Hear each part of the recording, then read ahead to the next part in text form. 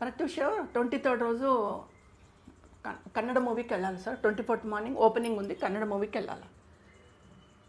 ఒక అమ్మాయి తన ఇంట్రెస్ట్ తోటి 1 month డేట్స్ ఇచ్చుకొని, చెన్నైలో 1 month డేట్స్ షూట్స్ ఇచ్చుకొని 24th మార్నింగ్ ఓపెనింగ్ పెట్టుకొని 23rd మార్నింగ్ గుళ్ళోకి వెళ్ళి పూజలు చేసుకొని,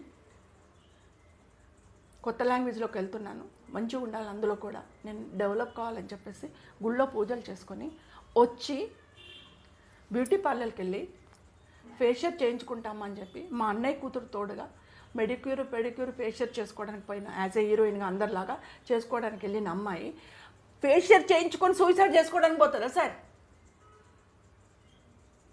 చచ్చిపోవడానికి పోతుందా?